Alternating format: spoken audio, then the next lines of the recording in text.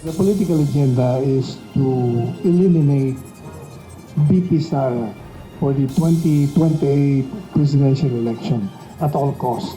Naniniwala ang dating Presidential Legal Counsel na si Attorney Salvador Panelo na ang mga impeachment complaint laban sa pangalawang Pangulo ay naglalayong mapigilan itong tumakbo sa 2028 elections. Kaya sa tingin ni Attorney Panelo, magtutuloy-tuloy ang pagsusulong ng impeachment dahil ito naman aniya ang nasa political agenda ng mga grupong nakakapamayani sa ngayon.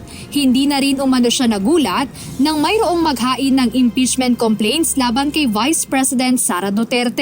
Ako, sinasabi ko na ever since, tuloy ang impeachment. Tuloy na tuloy yan. Walang kaduda-duda yan.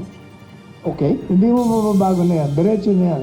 Unless na magkaroon ng kidlat ng kaliwanagan. Bawat isa. Pero I doubt it. It's there. Political agenda nga. Ngunit para sa bagong alyansang makabayan, hindi politikal ang kanilang agenda sa pagsusulong nila ng impeachment laban kay VP Duterte. Ang habol umano nila ay mapanagot ang sa tingin nilang may kasalanan, lalo na nga kung may kinalaman na sa kaban ng bayan. I think ang agenda namin dito is for accountability. The removal of the Vice President is only the outcome of the impeachment proceedings, and I think it's well within our rights as citizens to seek accountability when public funds are involved. Kung pera ng taong bayan yung nawawala o hindi ma-account o hindi tamang ginastos, I think may batayan naman tayo.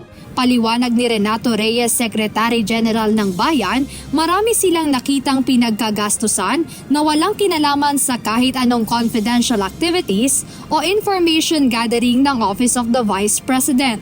Paano ka nag-conduct ng intelligence and information gathering sa last 11 days of the year na may 4 na holidays, so you only have 7 working days to conduct so-called intelligence information, intelligence operations, information gathering? Who are these people? Bakit pare-pareho yung handwriting doon sa pagkakasulat ng mga acknowledgement receipts? Why are you spending 16 million pesos for safe houses?